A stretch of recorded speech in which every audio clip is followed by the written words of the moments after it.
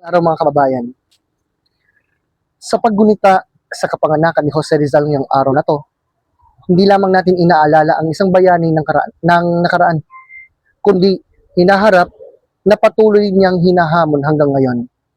Siya ay hindi lamang manunulat, siya ay isang konsyensya ng bayan na gumising sa isang lipunang sanay sa dilim ng pangapi at kamangmangan.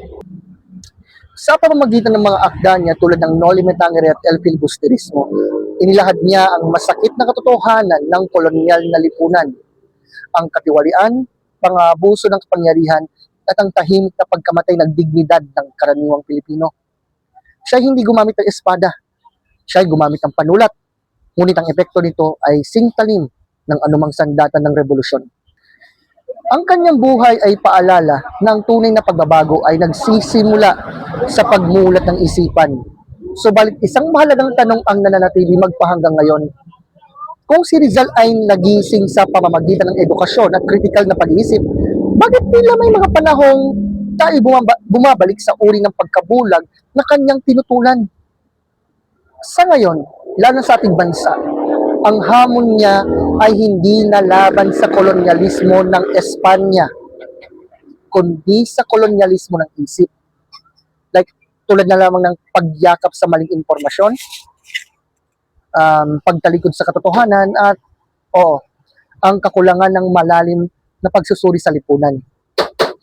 Ang kanyang buhay ay tila tahimik na tanong sa bawat henerasyon, katulad na sa panahon ngayon at sa darating pa.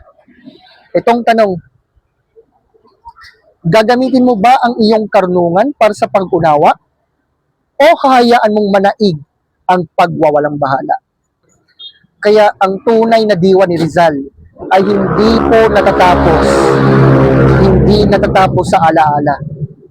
Ito ay buhay sa bawat Pilipinong marunong magtanong, marunong tumindig sa katotohanan, at handang magsakripisyo para sa mas malalim na kabutihan ng ating bayan.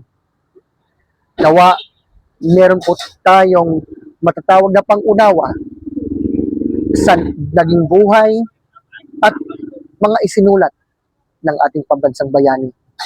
Magandang araw at isang paggunita sa kaarawan ng ating pambansang bayani na si Rizal.